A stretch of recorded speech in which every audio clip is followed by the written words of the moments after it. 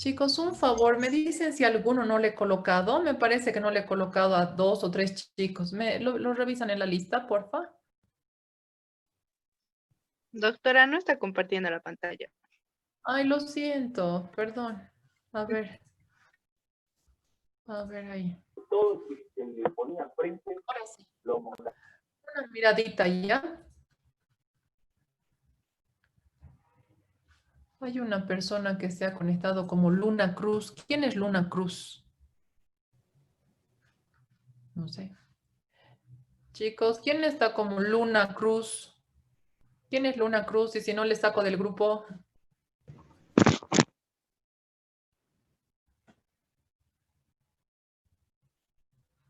Chicos.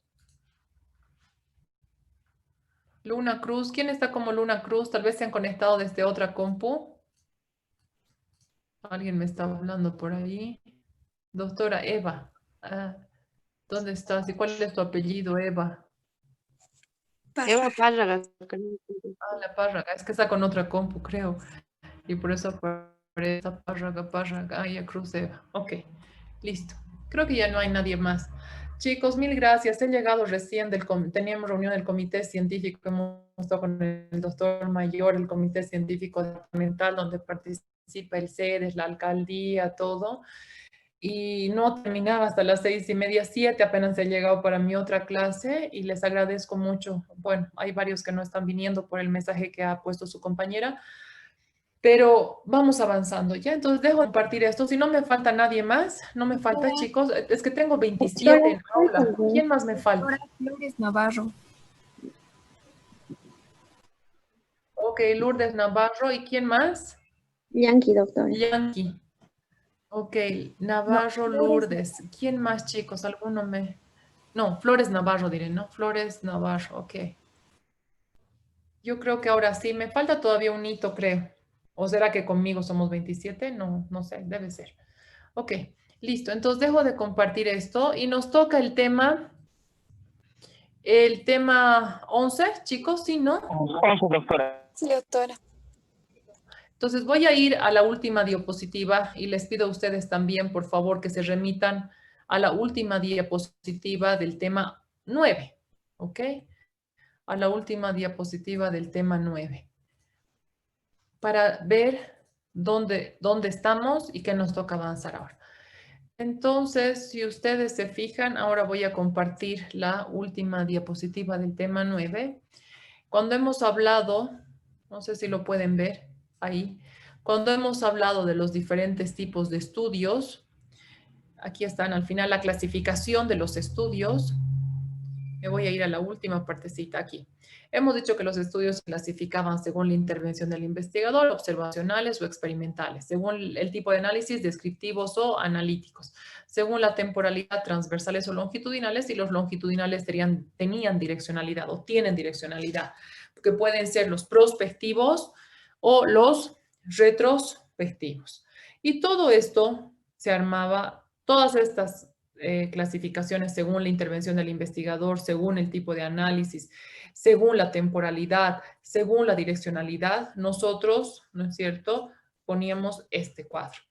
Hemos visto ya la clase anterior los estudios sin intervención, es decir, los estudios sin intervención observacionales, descriptivos puros, donde hemos visto el que se realiza en un pacientito, en un grupo de pacientes, en poblaciones para comparar tasas promedio, ¿sí?, de algunas enfermedades. Y ahora vamos a ver los estudios transversales. Los estudios transversales, llamados también de corte transversal o de prevalencia. ¿Cuáles son esos? Estos, pero que bien, si bien son descriptivos, terminan muchas veces siendo analíticos. Por eso están encajados ahí. La mayoría de las veces terminan siendo analíticos. Si ustedes recuerdan y vemos por qué son transversales, ¿por qué se llama estos estudios transversales? Porque estudiamos al mismo tiempo, recogemos al mismo tiempo la causa y el efecto, simultáneamente, al mismo tiempo.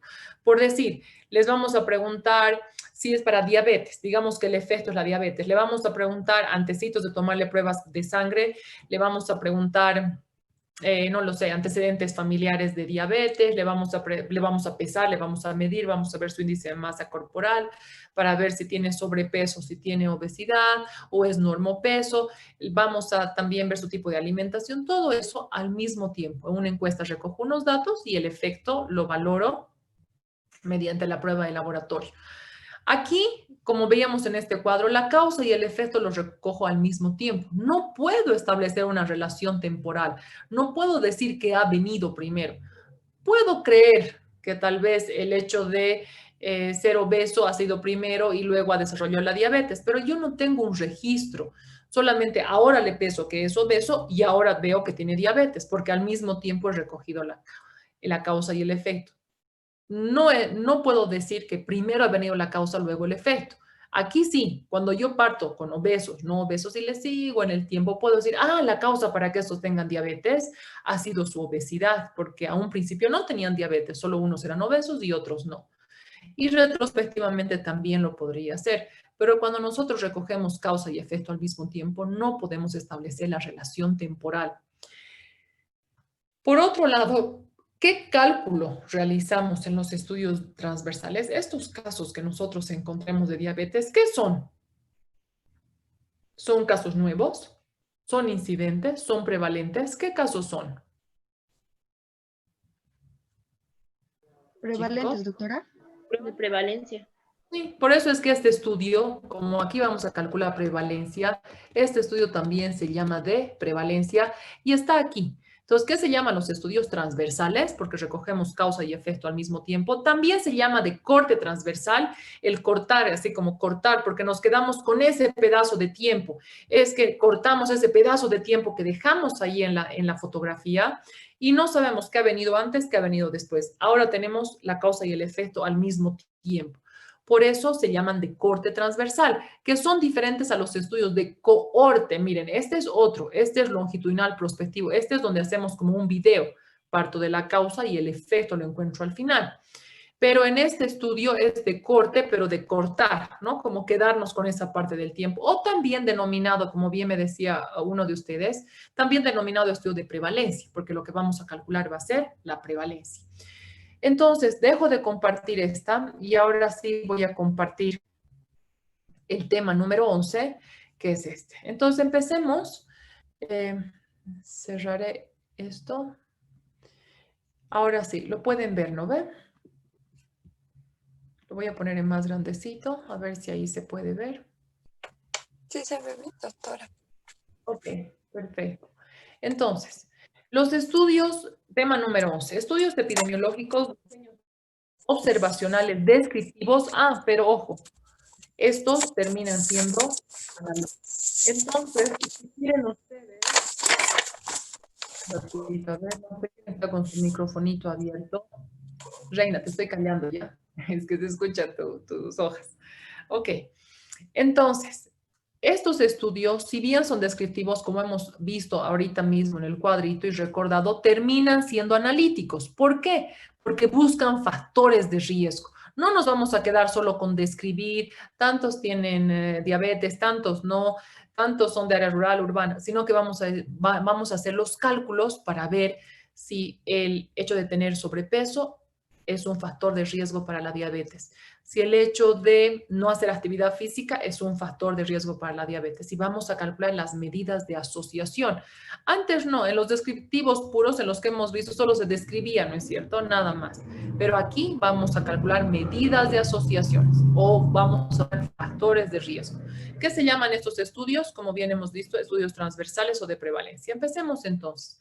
Los estudios transversales o de prevalencia se conocen también, dice estos estudios, como diseños transversales o cross-sectional en inglés. En castellano el cross-sectional sería corte, pero el de cortar, ¿no ve? Corte transversal.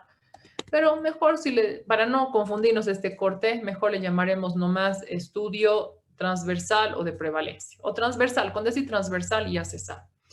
Corresponde a un estudio de la población o de una muestra de la población. Es decir, podemos trabajar con toda la población o podemos trabajar solamente con un pedacito. ¿Cuándo? Depende. Por ejemplo, nosotros en el estudio que hacemos con las mujeres en el proyecto Estampa, que no sé si de aquí del grupo hay alguien que nos ayuda, creo que no. ¿Qué es lo que sucede? Que nosotros tenemos 65,000 mujeres, por decir, en el municipio de Sucre, pero es que no tenemos muestras, ni logística, ni capacidad para llegar a las 65,000 mujeres. Entonces, tenemos una muestra y hemos calculado una muestra que son de 5,000.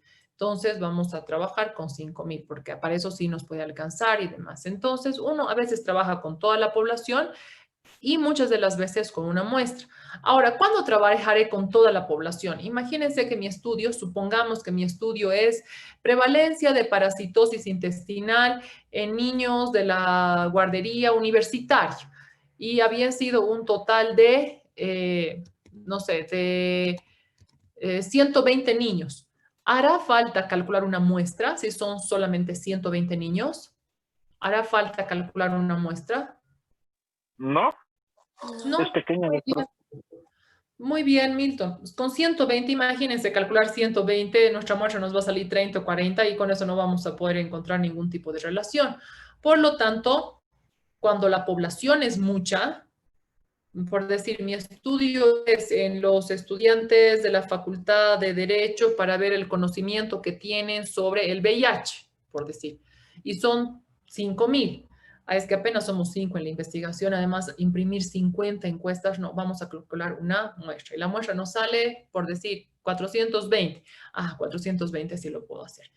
Pero si mi población es pequeña, como los niños de la guardería, que en total son 120, trabajo nomás con toda la población. Por eso aquí dice, se puede trabajar con toda la población o con una muestra. Pero es importante lo que está subrayado. La información sobre la presencia del evento, es decir, el efecto, y los factores de exposición se recolectan simultáneamente, al mismo tiempo. ¿Qué variable es el evento? Digamos, estoy con diabetes, por decir, esa es la variable. ¿Qué variable sería el evento? La variable dependiente. ¿Y qué variables serían las variables de exposición? ¿Qué variables serían? Independiente. Dependientes, ¿no? Porque van a haber muchas de exposición, independientes. Eso nos quiere decir que la variable dependiente, en nuestro ejemplito que hemos dicho ahorita, diabetes, y las variables independientes, es decir, su tipo de alimentación, si ha tenido antecedentes de algún familiar, tiene algún familiar, antecedente hereditario, algún familiar que también tenía diabetes, le vamos a preguntar si hace actividad física, todo eso serían las variables independientes, que se recogen al mismo tiempo. Le hago todo eso y de inmediato le tomo la muestrita de sangre para saber si tiene o no tiene diabetes. Como recojo la causa o las causas, que son las independientes o factores de exposición, y la variable dependiente, el efecto, al mismo tiempo, dice aquí, es difícil establecer la relación temporal. Aquí está, donde está el huevo y la gallina. Es difícil establecer la relación temporal. Lo que yo les decía, si tomamos una foto, no puedo asegurar que primero ha venido la obesidad y luego la diabetes. Lo que sí puedo decir es que los obesos tienen más riesgo de tener diabetes. ¿Por qué no puedo asegurar? Puedo deducir, pero en investigación no estamos para deducir, estamos para demostrar. Entonces, yo no tengo la certeza si esas personas eran primero obesas y luego diabéticas o al revés. Imagínense, lo más que yo pienso es que ahí han sido sobrepeso y luego han tenido obesidad. Pero podría pasar algún caso, a alguien le han avisado o le han detectado que tiene diabetes, se ha recontra deprimido, no ha querido salir ya de su casa, ha empezado a comer un montón sin parar, le ha dado depresión o ansiedad, lo que fuera, y ha empezado a comer un montón, no hacía actividad física, decía, bueno, ni modo, como algunos pacientes pasan, si de algo me tengo que morir, me voy a morir, pero no me voy a privar de nada, y resulta que se vuelve con sobrepeso. En ese caso, ¿qué ha venido primero? La diabetes. Y luego la persona ha entrado por una depresión en un sobrepeso. Podría pasar eso. Será lo menos probable, pero como yo no tengo certeza, como solamente he recogido causa y efecto al mismo tiempo, no se puede. Dice, es difícil establecer la relación temporal entre el efecto, entre el factor de riesgo, por decir sobrepeso, y el evento que estoy estudiando, por decir diabetes. Es difícil establecer la relación temporal, porque es como el huevo y la gallina. Si yo les pregunto ahorita, chicos, ¿qué ha venido primero, el huevo o la gallina? Va a haber algunos que van a decir el huevo, pero con toda una explicación perfecta. Primero el huevo por esto, por esto, por esto, por esto. Y otros que dicen, no, primero la gallina por esto, por esto, por esto, por esto. Y las dos son válidas, porque yo no, es como eso. Si en cambio yo partiría, solamente con sobrepeso, y otros con peso normal, y les sigo en los años, los casos que se me presenten, ahí sí puedo decir en el tiempo, es que estos tenían sobrepeso al principio y a lo largo del tiempo han tenido más riesgo de desarrollar diabetes. En cambio, estos otros que tenían normopeso, miren, los que han desarrollado diabetes son muy poquititos, ¿ok? Entonces, no podemos establecer, es difícil establecer la relación temporal, pero ¿qué sí puedo hacer? Establecer la asociación. Voy a ver si hay asociación entre la enfermedad, es decir, la diabetes, y una serie de variables independientes que se llaman factores de exposición. Unos nos saldrán como factor de riesgo y otros como factor de protección. ¿Se entiende? No voy a poder decir esto es la causa, porque no he recogido la causa y el efecto al mismo tiempo, es decir, la variable independiente. Lo único que voy a poder decir, hay relación entre los con sobrepeso, tienen más riesgo, tienen un OR de 2.5 de tener diabetes en comparación a los que tienen normopeso, ¿ok? ¿Cómo es la estructura, el esquema básico de un estudio transversal o de un estudio de prevalencia? Primero partimos con una población. Si es mucha la población, como hemos dicho, calculamos una muestra. Y si no es mucha la población, trabajo directamente con toda la población. ¿Qué vamos a encontrar? Esto fíjense bien. Digamos, tengo ya mi muestra, ya 400, 500, lo que fuera. Digamos que hemos calculado y nos ha salido que tenemos que hacer el estudio en 400 participantes del municipio de Sucre o del municipio de Monteagudo, de donde sea.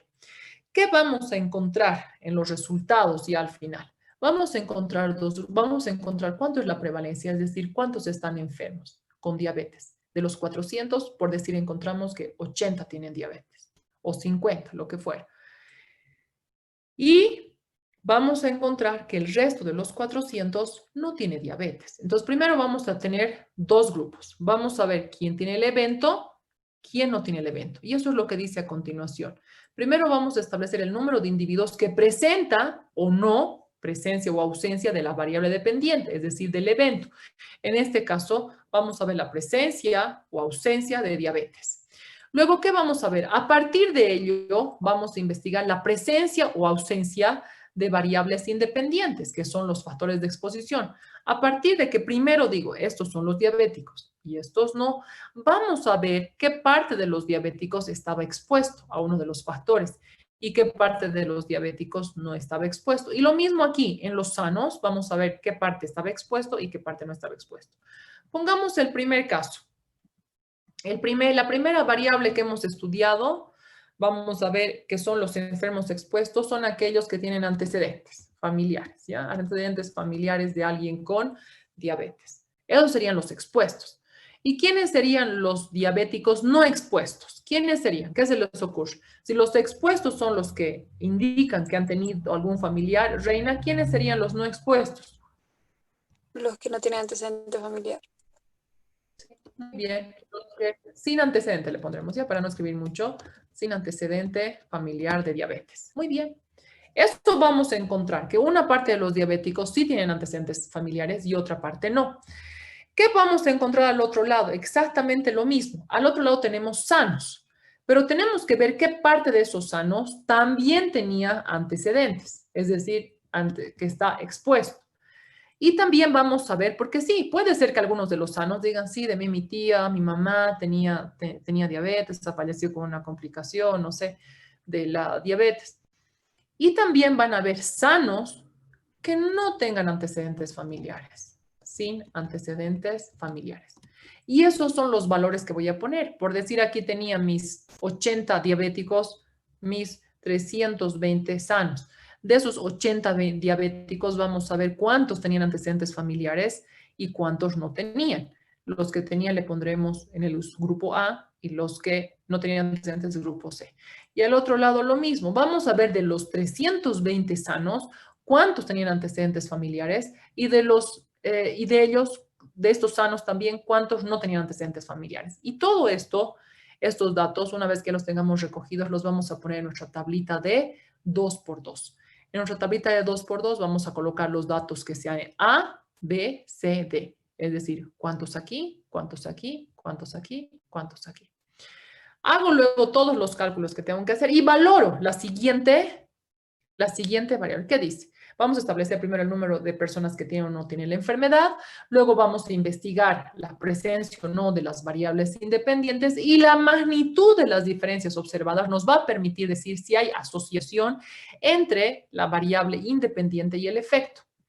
Las magnitudes observadas, dice. Si realmente el tener algún antecedente familiar de diabetes, o con algún antecedente familiar con un familiar con diabetes, fuera un factor de riesgo y encontramos que está asociado como un factor de riesgo, ¿cuál de estas dos celdas sería mayor? Los diabéticos que tienen antecedentes familiares, porque ahorita están igualitos, ¿no es cierto? Igualitos, por decir, sí, mitad tienen antecedentes y la otra mitad sin antecedentes. De aquí mitad tiene antecedentes y mitad no. Ahí no va a haber asociación, porque igual. Pero ¿cuándo habría asociación? Cuando en el grupo de los enfermos hay más que. ¿Cuál celda sería más grande en número? Para decir, hay una asociación. ¿Reina? Con antecedente familiar. Muy bien. La celda A. Lo voy a bajar esto, digamos. Si esto fuera una cantidad de X, por decir de los 80, aquí podríamos poner 50. ¿Y cuántos no tienen antecedentes familiares? 30, ¿no es cierto? Va a ser más. Y a este otro lado, ¿qué va a ser más? ¿Qué sería más? ¿Los sanos con antecedentes o los sanos sin antecedentes? ¿Qué celda? ¿La B o la D? ¿Qué grupo? ¿El B o el D? ¿Sanos con antecedentes familiares de diabetes o sanos sin antecedentes familiares de diabetes? ¿Vale? Sin antecedentes familiares. Antecedentes, la D. Muy bien, Reina. Entonces, ¿cuál sería más grande? Voy a subir esto para arriba y la celda que sería más grande sería la D. El valor aquí sería más grande y por el contrario al otro lado. A eso se refiere. Si hay magnitud en las diferencias, ahí vamos haciendo los cálculos, por supuesto, vamos a poder decir si hay asociación entre qué, entre antecedente familiar y tener diabetes, ¿ok? Y si son iguales, digamos, si estuvieran así a la par como estaban antes, va a salirnos uno, seguramente nos va a salir indiferente, ¿ok? Eso es lo que se quiere decir aquí. Y luego sigo y las diferencias encontradas nos van a decir cuál grupo es más de riesgo. Ah, claro, yo voy a encontrar diferencias y voy a decir, los que tienen más riesgo son los que tienen antecedentes familiares.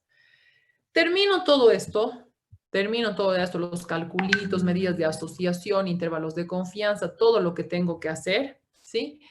Y luego lo que voy a hacer es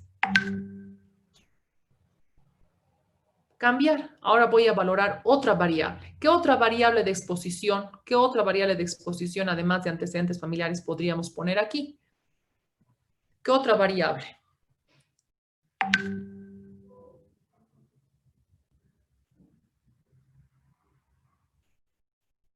¿Qué otra variable más? Tal vez el sobrepeso le podemos poner.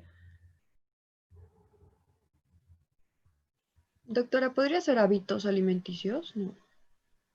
¿Qué tipo de hábitos?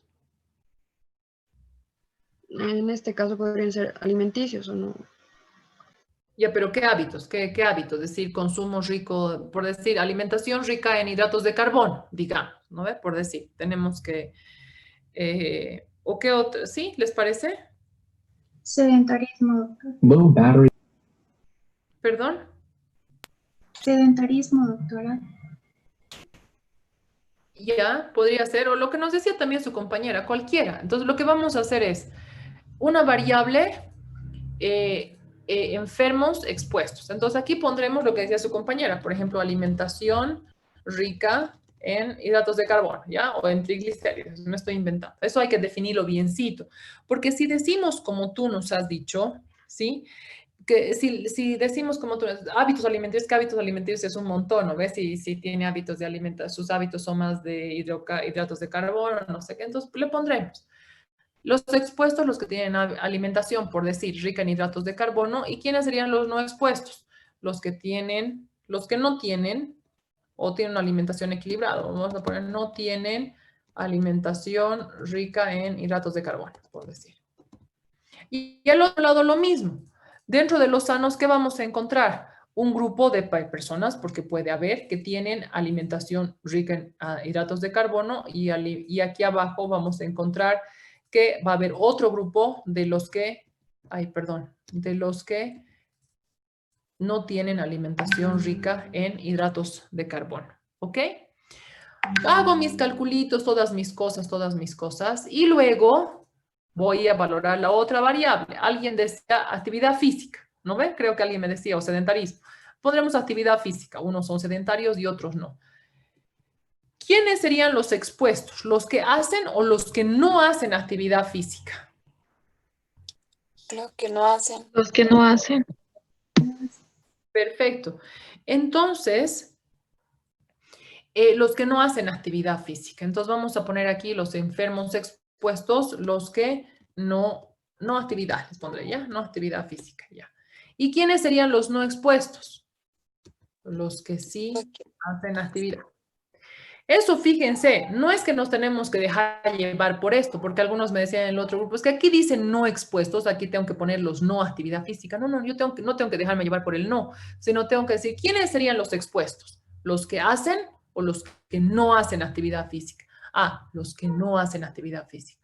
¿Y quiénes serían los no expuestos? Los que sí hacen, ¿me entienden? No se deje llevar por este no, sino pensemos quiénes son expuestos. Si no, lo mismo al otro lado, buscaremos dentro de los sanos, cuántos de esos sanos hacen actividad, no hacen actividad física, es decir, están expuestos, y cuántos de esos sanos sí hacen actividad física, ¿ok?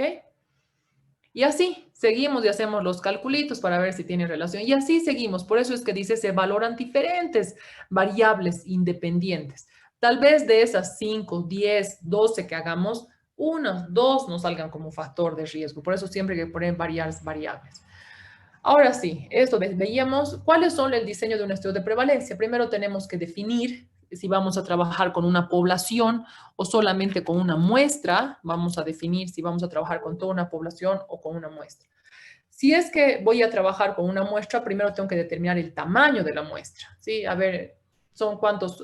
En la Facultad de Derecho son 5,000.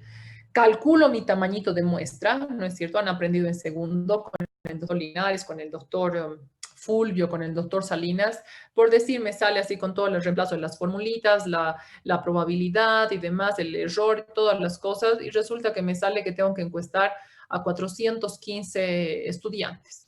Eso es calcular el tamaño de la muestra. Luego tengo que decir cómo voy a seleccionar a cada uno de esos 410. Eso se llama muestreo. Entonces hay dos cosas. Una cosa es calcular el tamaño de la muestra, 410, y luego tengo que decir cómo voy a recoger a cada uno de ellos, ¿ok?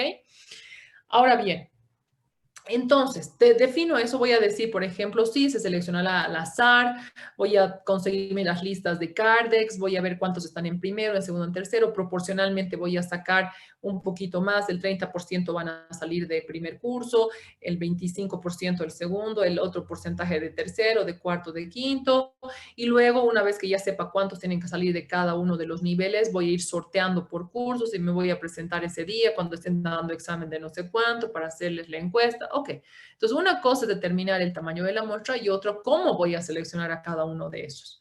Luego tengo que decir qué tipo de análisis voy a realizar. De análisis estadístico, lo sé porque sé que tengo que calcular, una vez que tenga aquí, tengo que calcular la prevalencia en expuestos, prevalencia en no expuestos, tengo que calcular la razón de prevalencia, etc. Entonces, ya digo eso, y también es importante determinar la conducta que voy a seguir en cada uno de los casos. Es decir, si nosotros vamos a tener, no sé, por decir 80 diabéticos, tenemos que poder darles una atención. Si bien no nosotros, pero por lo menos tenemos que decirle, bueno, señor, le vamos a derivar ahora al hospital no sé cuánto, donde en el servicio de endocrinología le van a atender, mire, vaya con esa notita de referencia, y ahí los del hospital ya saben que estos pacientes van a acudir. Porque imagínense decirle a alguien, bueno, ha salido con diabetes, y él va a decir, ¿y ahora qué puedo hacer? Ay, no sé, pues, señor, nosotros solamente hasta esta parte del estudio teníamos que hacer. No, si nosotros no le damos esa atención, el seguimiento de ese caso, por lo menos tenemos que derivarle a dónde le pueden hacer un diagnóstico más certero, un tratamiento, etcétera. ¿Cuáles son los requisitos? Y si lo podemos hacer en el estudio estampa, por ejemplo, nosotros les sacamos positivo, los que salen positivos las pacientes, nosotros mismos les seguimos, les decimos, bueno, señora, salió positivo y ahora nos vamos a ver el día tantos, de aquí a 10 días en el Hospital de la Mujer, ahí vamos a hacer la colposcopía y luego el control y no sé cuánto, y todo lo hacemos nosotros mismos. Pero a veces no tenemos esa capacidad como equipo de investigación, pero por lo menos podemos derivar a un servicio donde le atiendan. ¿Cuáles son los requisitos que necesitamos en los estudios de prevalencia? Requisitos para realizar un estudio de prevalencia. Punto número 1.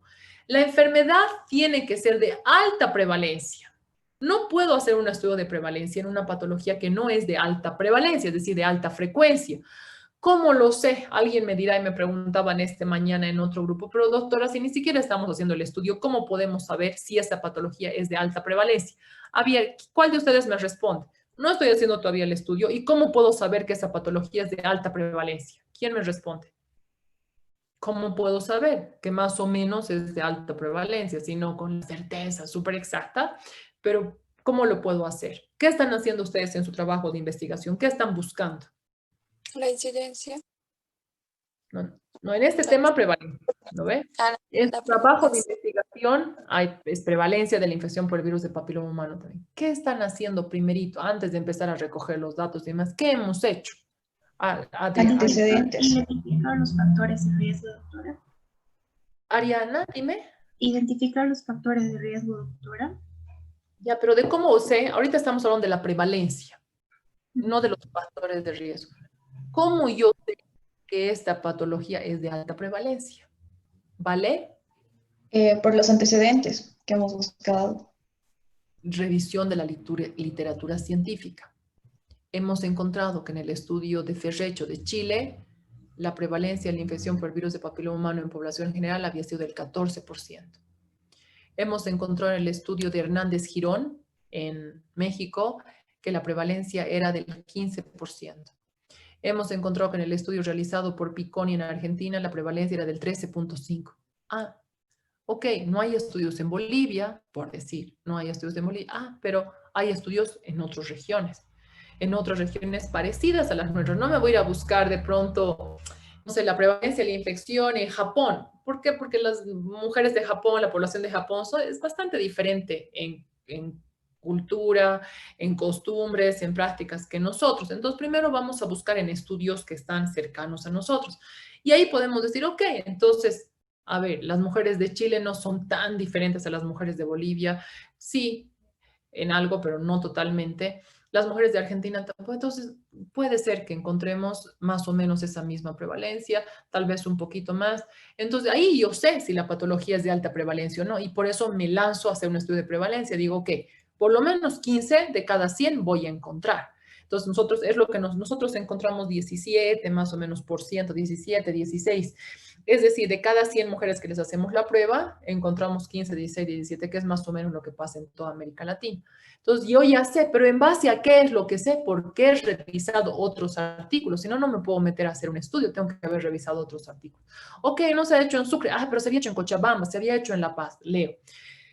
Ahora bien, si digamos la patología es, no sé, me voy a inventar un tema, feocromocitoma, es una patología hematológica que se presenta en 1 de cada 20.000 habitantes. No sé el dato exacto, pero es más o menos así. 1 en cada 20.000 habitantes. Por decir, si se presentara así, ¿a cuántas personas tendríamos que hacer la prueba de laboratorio en sangre y no sé cuánto más para encontrar un caso? Acabo de decirlo. Para encontrar un casito, ¿cuántos tendríamos que analizar con todo lo que eso significa? Dinero, trabajo y todo. ¿Cuántos, Stephanie? 20.000. 20.000. Para encontrar 5, Stephanie, para encontrar 5 casitos de feocromocitoma, ¿a cuántos tendríamos que hacerles pruebas? ¿A cuántos? 1.000. A 100.000. Imagínense hacer pruebas a 100.000 para encontrar apenas 5 casos. En la prevalencia del virus de papiloma humano sí es frecuente. De 100 voy a encontrar por lo menos 17 o 15. Pero si hago una patología así, no voy a gastarme dinero, tiempo, harto para encontrar apenas 5 casos. En ese caso, no se puede hacer un estudio de prevalencia. La enfermedad tiene que ser de alta prevalencia. ¿Qué podría ser en ese otro caso? Tal vez un estudio de casos y controles. Directamente agarro todos los casos que se han presentado en los últimos 10 años, 50, 60 de esa patología o 40, y retrospectivamente busco sus causas. Pero para hacer un estudio de prevalencia tiene que ser una patología de alta prevalencia. ¿Podría ser un estudio de prevalencia en diabetes? Sí, porque es súper frecuente. Si vemos la literatura, 20% de la población, en algunos lugares 25% de la población tiene diabetes. Entonces, primero tiene que ser una patología de alta prevalencia. Debe tener tratamiento. No le puedo decir, mire señora, salió con diabetes y no hay tratamiento para su enfermedad. Es que tiene que tener tratamiento. Si no tuviera, entonces no puedo hacer un estudio de prevalencia. ¿Por qué? Porque la persona va a querer, ¿y ahora qué hago? Entonces no le podemos decir, mire señor, no hay tratamiento. Era mejor que no le hagamos nada, ¿no? Porque le estamos causando una angustia, estrés innecesario al paciente. Tienen que tener siempre tratamientos, lo que hacemos en el estudio Estampa, hay tratamiento para evitar seguimiento y tratamiento y procedimientos para evitar que esa mujer desarrolle cáncer, etc. Y aún cuando tuve una lesión precancerosa, ¿cómo nosotros tratar esa lesión? El procedimiento de pesquisa, es decir, de detección con esas pruebas, ya sea para hemoglobina glicosilada, glicemia en ayunas, lo que fuera para diabetes, o pruebas de VPH para la infección por el VPH, o pruebas de VIH, lo que fuera, tiene que ser proporcional al tratamiento. Es decir, yo tengo que saber que de cada 100 mujeres que voy a incluir en mi estudio, 17 o 15 van a tener la infección por el virus de papiloma humano y esas requieren tratamiento. Entonces no puedo decir, mire señoras, es que lo que pasa es que nosotros solo tenemos tratamiento asegurado para 10. O en el hospital solamente les van a atender a 10 porque no hay más posibilidades de no sé qué, no sé cuánto. No, tenemos que estar seguros de que esa gente va a tener atención. Porque, ojo, es súper importante las investigaciones. A veces nos basamos en que yo quiero sacar los datos, quiero tener... Lo más importante es el participante. Tenemos que darle la seguridad al participante. Eso es lo más importante. Y finalmente, los métodos de detección tienen que ser inocuos. El tomar una pruebita de sangre venosa es inocua. Se le va a doler un poquito ese día o el pinchacito, pero no le va a producir ningún daño. Tomarle una muestra cervical a una paciente en el consultorio ginecológico no le va a producir ningún daño. Un poquito de incomodidad tal vez, pero no va a pasar de eso, ¿ok? Ahora, ¿cuáles son los instrumentos para recoger la información? Lo más frecuente, los dos primeros. Y de hecho, creo que esto he puesto en la presentación que está en el eCampus. ¿Qué quiere decir? Vamos a hacer una encuesta a la población. Es decir, la principal forma de recolectar las fuentes de información para recolectar los datos en un estudio de prevalencia es hacerle una entrevista, casi como hemos dicho en el ejemplo de diabetes. Le voy a preguntar, le voy a pesar, le voy a medir para sacar su índice de masa corporal y ver si tiene normopeso, sobrepeso, obesidad. Después le voy a preguntar si tiene antecedentes hereditarios, las variables que yo haya definido que voy a estudiar, si tiene antecedentes hereditarios o familiares de algún familiar con diabetes. Le vamos a preguntar si realiza o no actividad física, pero no es solamente, ¿realiza o no actividad física? Hay que preguntarle biencito, porque puede ser que yo que no hago nada, el caminar hasta la facultad para mí es actividad física. La otra persona que vive en un edificio y todo es del ascensor a su coche, del coche, va a decir sí, de lo que camina 2 cuadritas de donde parquea hasta su trabajo, sí es actividad física. Y uno que es súper deportista va a decir actividad física es cuando yo troto por lo menos 1 hora al día o media hora y luego voy al gimnasio. Sí, entonces hay que ver bien en las preguntas que les vamos a hacer. ¿Usted realiza actividad física de por lo menos 30 minutos, una vez al día o tantas veces a la semana? Todo eso se preguntará biencito en la encuesta para decir, este realiza actividad física y este no, ¿ok? No es solamente hacer una preguntita, ¿realiza actividad física? Muchas veces son varias preguntas que nos permiten determinar si la persona realiza o no actividad física. Le vamos a preguntar eso, le vamos a preguntar antecedentes familiares, le vamos a pesar, medir y luego que le vamos a hacer una prueba de sangre o pruebas de laboratorio para ver si tiene o no tiene diabetes. Entonces, las variables independientes las recogemos mediante la encuesta y la variable dependiente mediante las pruebas. Lo mismo hacemos nosotros en el estudio de VPH, de Estampa en la facultad. Les preguntamos muchas cosas. ¿A qué edad ha iniciado su vida sexual? ¿Cuántas parejas ha tenido durante toda su vida? ¿Consume tabaco? No sé qué, no sé cuánto. Le preguntamos todo eso. Y luego, una vez que ya llenamos toda esa parte, entramos al consultorio para tomarle la pruebita cervical del cuello del útero. Ahora, en mi tema ese que dijimos, vamos a hacer el estudio de conocimientos que tienen los estudiantes de Derecho sobre el VIH. La variable dependiente es conocimientos. ¿Y qué variable? Aquí no quiero yo saber quiénes tienen o no tienen diabetes, digo VIH. ¿Qué es lo que quiero saber? ¿Quiénes conocen o no conocen del VIH? Entonces, en ese caso no tengo que tomar pruebas porque mi tema no es saber cuántos tienen, que podría ser otro tema. Mi tema es saber cuántos conocen del VIH. Entonces, la variable dependiente es conocer o no conocer. ¿Y qué variables pueden influir ahí? Yo reviso la literatura, dice que la variable independiente que puede influir es la edad. Otra variable independiente puede ser, en los chicos de la Facultad de Derecho, puede ser la procedencia, a ver de dónde viene. Luego otro de los factores puede ser el sexo. Vamos a ver si las mujeres conocen más que los hombres, etcétera, etcétera, etcétera. Entonces, estas son las variables independientes y esta sería la variable dependiente. ¿Y estas en qué los recogemos? En una sola entrevista. ¿Sí? Porque no voy a hacer pruebas. Yo no quiero saber, mi tema no es saber cuántos tienen VIH. Lo que yo quiero saber es cuántos conocen del VIH. Y para eso no hace falta que tome pruebas, solamente una buena entrevista, le pregunto estas cosas y luego le hago diferentes preguntas. El VIH es una enfermedad que por ejemplo, el conocimiento de la transmisión. ¿Se transmite mediante el beso? ¿Sí o no? Que me diga lo que me diga. ¿Se transmite mediante compartir utensilios de una persona que esté infectada? ¿Sí o no? ¿Comprarle a una vendedora del mercado que sabes que tiene VIH? ¿Sí o no? Entonces, si me responde es que es así, no le puedo hacer yo solo una pregunta. ¿Sabes del VIH? No, pues hay que preguntarle muchas subpreguntas para decir, me ha dicho por el beso, no. Me ha dicho que comprarle a compartir utensilios, no. En las relaciones sexuales me ha dicho sí y tal. Entonces, si me dice no, sí, le voy a llamar que conoce de la forma de transmisión del VIH. ¿Ok? Entonces hace muchas preguntas. Pero solamente en una encuesta, en una entrevista. No hace falta pruebas, dependiendo del tema. Muchas veces cuando son pequeños no se les puede preguntar a ellos. ¿A quién se le pregunta si son menores de 5 añitos, por ejemplo? Se le puede preguntar a su mamá. A veces también se realiza o su tutor en población hospitalizada y en algunos casos incluso en autopsia, ya no le puede preguntar nada, ¿no? Pero tengo sus registros de su expediente clínico y voy a buscar la variable dependiente.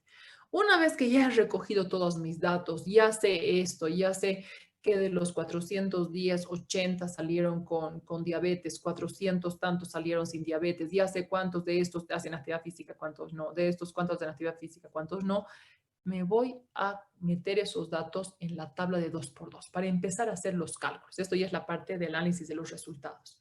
Entonces ya tengo mi base de datos biencito, llenado ya todo ahí, ahora empezaré a analizar los datos. ¿Cómo se analiza? Se disponen los datos en una, de los que hemos recogido en el estudio de prevalencia en una tablita de 2x2. Todo esto que ven aquí no es la tabla. La única parte que es la tabla, chicos, es la parte que está aquí en celestito, medio azulito, medio color plomito. A, B, C, D. Esito nomás es la tabla. Todo el resto que yo le he puesto es solamente para ponerle nombrecitos y lo podamos ver más bonito. Pero la tablita solamente es esto. Por eso se llama tabla de 2x2. ¿Por qué se llama tabla de 2x2? Porque tiene 2 columnas y tiene 2 filas. ¿Ok? Tiene 2 columnas y tiene 2 filas. ¿Por qué hay tablas de más? Por ejemplo, hay tablas que tienen 2 por n. Es decir, que tienen 2 columnas por n cantidad de filas. Pueden tener, digamos, A, B, C, D, E, F, G, H. Puede ser que aquí sea diabetes, no diabetes. Y aquí delgadez, normopeso, sobrepeso, obesidad. Entonces tiene muchas filas. Y hay otras tablas que se llaman M por N. ¿Qué significa? Que hay muchas columnas y muchas filas. No nos vamos a complicar nosotros, aquellos que les guste esto, hagan la especialidad en salud pública, en epidemiología, les gusta esta parte, ahí vamos a ver. Ahorita solamente entenderemos bien las tablas de 2x2. Si entendemos bien esto, el resto es más fácil entenderlo. ¿Qué se llama también esta tabla? Se llama también tabla tetracórica. ¿Qué significa eso? Que tiene 4 celdas, A, B, C, D, ¿ok? Pongo todos los datos aquí. La variable dependiente siempre va en las columnas. Por ejemplo, mi variable dependiente ahorita es diabetes. Quienes tienen diabetes van a venir aquí. La variable dependiente siempre va a ir aquí, diabetes. Y al otro lado, los que no tienen diabetes, no diabetes, los que no tienen la variable dependiente. Y a este otro lado, en las filas, vamos a ir poniendo cada una de las variables independientes o factor de exposición. Uno de ellos dijimos si tiene antecedente familiar de diabetes y los expuestos serán los que no tienen antecedente. No antecedente le pondré. De mis 80 diabéticos, voy a ver cuántos tienen antecedentes y cuántos no tienen antecedentes. De mis 300 tantos sanos, voy a ver cuántos tienen antecedentes B y cuántos no tienen antecedentes. Hago todos los calculitos que tengo que hacer, veo si realmente hay asociación o no, calculo la tasa de prevalencia en expuestos, la tasa de prevalencia en no expuestos, la razón de prevalencia o el odds ratio, que se calcula no ve en cruz, y ahí voy a poder decir si es más de 1, voy a poder decir si tener antecedente familiar es un factor de riesgo, si es menos de 1, protección, o si es igual a 1, indiferente. Tanto para el odds ratio como para la razón de prevalencia. Si me sale mayor de 1, voy a decir que es riesgo, menor de 1, protección, igual a 1, indiferente. Borro todo eso ya y hago mi otra tabla con mi otra variable. Mis diabéticos no van a cambiar, van a seguir siendo 480 y aquí 320, 330, lo que fuera. Ahora pongo la otra variable. ¿Qué era la otra variable? Sobrepeso u obesidad. Y aquí los no expuestos van a ser los normopeso. Y digo, de los 80 diabéticos, ¿cuántos tienen sobrepeso? ¿Cuántos tienen normopeso? De los 310 sanos, ¿cuántos tienen sobrepeso? ¿Cuántos no tienen sobrepeso? Hago los calculitos y voy a ver si tiene o no relación. Luego, la otra variable, alimentación rica en carbohidratos, alimentación baja en carbohidratos, y calculo. Y así, así, así. De todas las variables voy a ver cuál realmente está asociada. ¿Qué medidas tenemos que calcular? Y es lo que les voy a pedir que resolvamos para la siguiente clase, aunque ya les dije a través del WhatsApp. Vamos a resolver el ejercicio 1 del laboratorio 3, que es un estudio de prevalencia. ¿Qué medidas se calculan? Lo primero se tienen que calcular medidas de frecuencia, solamente frecuencia, porcentaje, y luego medidas de asociación. ¿Y qué medidas de asociación? ¿Recuerdan cuando veíamos medidas de asociación en el tema 7? Dijimos, para un estudio de prevalencia se puede calcular la razón de prevalencia o más abajo tengo el odds ratio de prevalencia. Cualquiera de los dos, solo uno o el otro. Pero ahorita como estamos en ejercicio vamos a calcular los dos. Entonces, ¿qué es lo que yo quiero ver? Primero quiero ver cuánto es la prevalencia en los expuestos, la prevalencia de diabetes en los expuestos y cuánto es la prevalencia de diabetes en los no expuestos. Entonces vamos a ver aquí. Queremos ver la prevalencia de qué enfermedad de diabetes. ¿En quiénes? En los expuestos. ¿Y quiénes son los expuestos? En este caso, en este ejemplito que ahorita está en la pizarra, los con sobrepeso. Queremos ver cuánta es la frecuencia de diabetes en los que tienen sobrepeso. Y también quiero ver cuánto es la prevalencia de diabetes en quiénes, en los que tienen normopeso. ¿Sí? Vamos a ver aquí. ¿Qué celdas son los que tienen sobrepeso? A más B, ¿no es cierto? Son los que tienen sobrepeso. ¿Quiénes son los normopeso? C más D. ¿Quiénes son los diabéticos? Todos estos, A más C, y los no diabéticos, B más D. Y el total, ¿de dónde sale? De la suma de A más B más C más D, me tiene que dar 410. Y la suma de A más C más B más D, me tiene que dar igual 410. Si nosotros vemos que los expuestos son los con sobrepeso y que son la celda A y B, son estos dos, ¿qué partecita de estos dos tiene diabetes? ¿Qué parte de A y B tiene diabetes? ¿Cuál de las celdas? La Bien, ¿cómo calculamos la prevalencia en expuestos? A, la prevalencia de diabetes, sobre todos los expuestos que son A y B. Entonces, ¿cómo se calcula la prevalencia de diabetes en los con sobrepeso? A sobre A más B. Y aquí está la prevalencia de diabetes en los expuestos, en este caso sobrepeso. Luego, cuando haga con antecedentes familiares, presencia de diabetes en los con antecedentes familiares, en los sin antecedentes familiares. Luego, alimentación rica en carbohidratos y alimentación baja en carbohidratos. A sobre A más B. Ahora, quiero ver la prevalencia de diabetes en los no expuestos, es decir, en los con normopeso. ¿Qué celdas son los de normopeso? C y D. ¿Y qué celda tiene diabetes? La C. La C. Entonces, ¿cómo calculamos la prevalencia en expuestos? C sobre C más D. Y eso está aquí. C sobre C más D. Y así voy a saber de los, por cada 100 con sobrepeso, porque esto lo voy a multiplicar. Esto, chicos, se multiplica por 100, ¿ya? Para interpretar eso, entonces póngale éxito por 100. Ya por 100 y aquí abajito también por 100. Voy a saber de cada 100 con sobrepeso cuántos tienen diabetes y de cada 100 con normopeso cuántos tienen diabetes. ¿Ok? Luego, ¿qué calculo? Vamos a calcular una medida que es la de la de asociación. Ahora, esto son medidas de frecuencia. Esto es medida de asociación. Son dos, la razón de prevalencia y o el odds ratio de prevalencia. ¿Cómo se calcula la razón de prevalencia? ¿Se acuerdan? Razón. En el numerador va una parte y en el denominador la otra. ¿Qué va a ir en el numerador? La prevalencia en expuestos, es decir, esta A sobre A más B.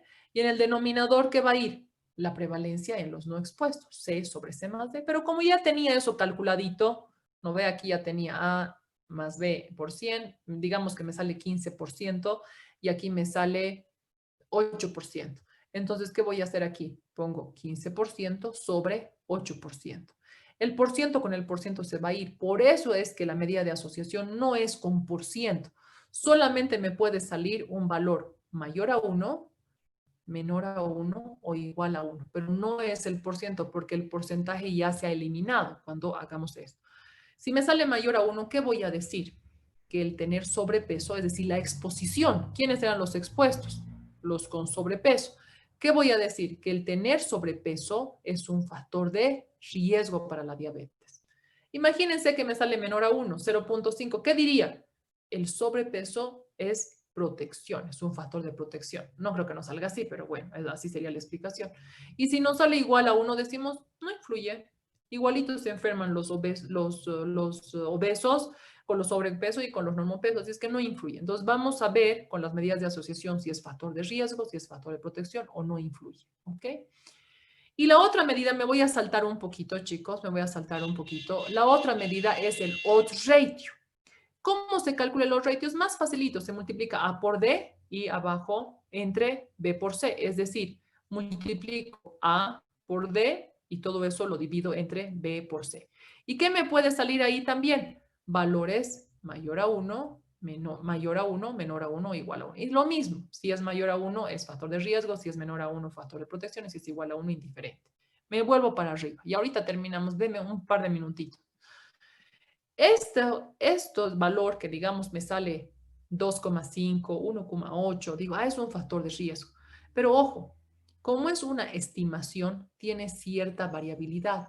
Digamos que me ha salido que el riesgo es de 1.98, ¿sí? Casi 2, es mayor de 1. Pero yo tengo que decir entre qué valores puede variar, es decir, puede variar entre 1,15, un límite inferior, y puede variar entre 2,20. ¿No ve? Entonces puede variar entre esto para abajo y esto para arriba. Eso se llama el intervalo de confianza, lo que ustedes buscaban en los artículos también, el intervalo de confianza. Y ese intervalo de confianza, para ver cuál puede ser el límite inferior y cuál puede ser el límite superior, entre los cuales se encuentra el verdadero valor, el valor real de la razón de prevalencia, se calcula el límite inferior y el límite superior. ¿Y cómo se calcula eso? Aquí se me ha movido un poco, pero se calcula, se me ha movido bastante. Ustedes lo tienen bonito en su texto y también en la presentación en el eCampus, porque está en PDF y así no se mueve. Calculo el límite superior. Con esta formulita con signo más para el límite superior y con esta formulita con signo menos para el límite inferior. Entonces aquí está la formulita, que no es complicado, solamente tengo que poner el valor de la razón de prevalencia, sumar con 1.96, que es una constante, y multiplicar por el valor que me sale aquí. No es complicado, lo vamos a hacer en la siguiente clase. Y el límite inferior. Y vamos a ver entre qué valores oscila el verdadero valor. Es decir, me sale 1.98, pero el límite inferior puede ser este, el límite superior puede ser este. Luego calculamos chi cuadrado, ¿se acuerdan? Chi cuadrado. ¿De dónde sacamos los valores de chi cuadrado? De la tablita. A por D menos B por C, todo esto por N, ¿no ve? Aquí está A, B, C y aquí está N. Todo esto luego divido entre A más B por A más C y así sé cuánto es el valor de chi cuadrado. Cuando el valor de chi cuadrado me sale 3.84, el valor de P es de 0.05. ¿Se acuerdan ustedes de este segundo? Nos decían el valor de P de cualquier prueba de significación estadística, la prueba de chi cuadrado, y aquí lo dice, es una prueba de significación estadística. Cualquier valor que sea menos de 0.05, es decir, menos del 5%, me dice que realmente hay asociación. Cuando el valor de chi cuadrado sale 3.84, el valor de P es 0.05. Mientras más grande sea chi cuadrado, esto anótense, mientras más grande, por decir 8,45 o 9, tantos, mientras más grande esté, ¿cómo va a ser el valor P? Va a ser menor. Y eso es lo que yo quiero, que sea menos de 0.05. ¿Ok? Y eso lo vamos a buscar luego en las tablas. No se preocupen, aquí están las tablas. Miren, este es el valor de chi. Solamente vean esta fila donde dice 1, esta. Y esos son los valores de P. Y estos son los valores de chi. Les decía yo, cuando chi cuadrado es 3.84, ahí donde estoy marcando, miren 3.84. ¿A cuánto equivale el valor P? A 0.05. Quiere decir 5% de error puede haber ahí. Mientras más grande es chi cuadrado, miren, 5, 6, 7, 8, 9, 10, 11, 12. ¿Cómo se ve el valor P? Más chiquito de 0.5. Esto ya no es 5%. Esto ya, ¿cuánto sería? Si multiplico por 100, 2.5. ¿Cuánto sería esto? 1%. ¿Esto cuánto sería? 0.05. Mientras más grande es chi, miren, mientras más grande es chi, más chiquito es P, y ahí yo voy a decir realmente hay una asociación significativa. Y por el otro lado, miren, mientras más chiquito es chi, ¿cómo va siendo P? 10%, ya no me puedo aceptar un error del 10%, 15%, 20%, 30%, ¿ok? Eso es lo que intento decir aquí y explicar. Cuando el valor de chi cuadrado es igual a 3.84, el valor de P es igual a 0.05. No se preocupen, eso lo vamos a ver en clases. Y luego tenemos el odds ratio, que igual nos puede salir valores mayores, iguales o menores a 1, pero también es una estimación. Y como es una estimación, también tenemos que calcular sus intervalos de confianza. ¿Y cómo se calcula? Con una fórmula más facilita todavía que está aquí. Primero calculo esto, que tengo que sacar primero este valor, que se calcula con los valorcitos de la celda. 1 más B, 1 entre A, más 1 entre B, más 1 entre C. Le pongo los valorcitos de la celda. Ahí tengo esto. Y luego para el límite superior hago esto con signo más y esto con signo menos. Lo vamos a hacer. Si alguno de ustedes se anima, lo hace para la siguiente clase. Después calculamos chi cuadrado, aunque ya sabemos porque lo hemos calculado antes. Y luego buscamos en la tablita P y luego tenemos las ventajas y las desventajas. Entonces, para la siguiente clase, chicos, ¿qué es lo que van a hacer ustedes? Leer el ejercicio 1, distribuir los resultados que ahí dice, los valores que ahí dice en la tabla. El tema en este caso es infección por el VPH y aquí las mujeres que no tienen VPH. ¿Y cuál es una de las variables independientes? Eso es no VPH. Es en ese ejercicio el tener muchas parejas sexuales. Creo que era más de 2, no sé, parejas sexuales o más de 3 parejas sexuales. Esos eran los expuestos. ¿Y quiénes las no expuestas? Las mujeres que han tenido menos de 2 parejas. Lo van a leer ustedes y yo le voy a poner aquí nomás menos de 2 parejas. Creo que era menos igual a 2 parejas. Eso es lo que dice. Y van distribuyendo los datos. ¿Cuántos tenían VPH? ¿Cuántas no? De las que tenían VPH, ¿cuántas tenían más de 2 parejas? ¿Cuántas tenían menos de 2 parejas? Lo mismo aquí. ¿Qué vamos a calcular? ¿Qué vamos a calcular para la siguiente clase? Prevalencia de VPH. No, ya no va a ser de diabetes. ¿En quiénes? En las mujeres con muchas parejas. Ya vamos a poner más parejas. ¿Y qué vamos sexuales? Y aquí, ¿qué vamos a ver? La prevalencia de VPH, no sé qué he escrito arriba. VPH, la prevalencia de VPH en las mujeres que han tenido menos parejas. Así le pondré. Vamos a ver. Y luego vamos a calcular la razón de prevalencia.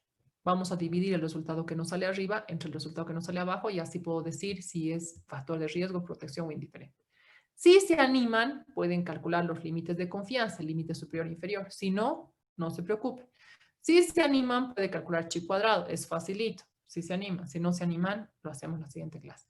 Esto sí lo hacemos sí o sí la siguiente clase para que les explique bien. Y luego calculamos el odds ratio, que es solamente multiplicando en cruz.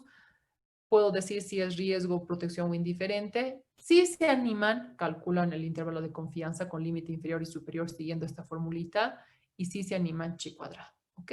Entonces, obligatoriamente, digamos, para la siguiente clase, la tabla, medidas de frecuencia, prevalencia en expuestos, en no expuestos, razón de prevalencia como una medida, indico si es factor de riesgo, si es protección o indiferente. ¿Me puedo saltar esto? Y llego al odds ratio, que es la otra medida que también se puede calcular, que es la que está en la mayoría de los estudios. Y con eso digo, en función del resultado, si es mayor o menor igual a 1. Y si se animan, calculan esto y nada más, ¿ok? Entonces, tarea sería eso para la siguiente clase. ¿Han entendido, chicos? Sí, doctora.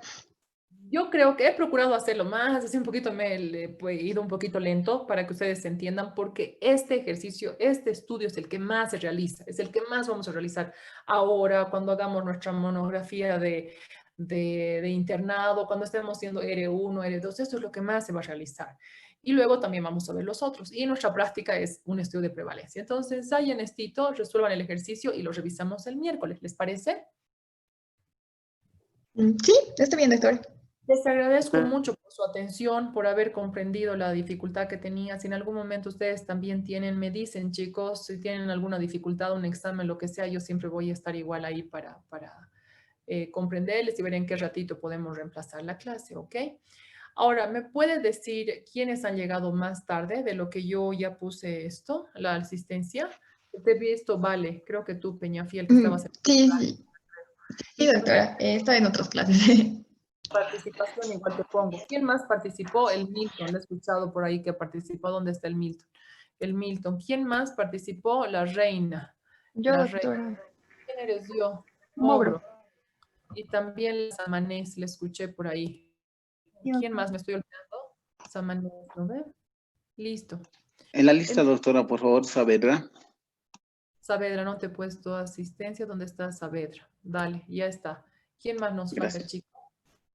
No, a ustedes más bien, chicos, las gracias. Ya nos hemos pasado de la hora. Les agradezco por su atención y el miércoles nos vemos para revisar los ejercicios, ¿ok? Vamos a revisar y vamos a ver qué dificultades han tenido y luego calculamos los intervalos y el chi cuadrado. ¿Ya, chicos? Entonces, nos vemos el miércoles. Que estén bien. Muchas gracias por su atención. Tómense un tecito, un cafecito, coman algo para seguir avanzando en sus materias, ¿ya? Está bien, doctora. Chao, vale. Gracias. Hasta luego, doctora. Buenas noches. Chao, chao, chicos. Hasta luego.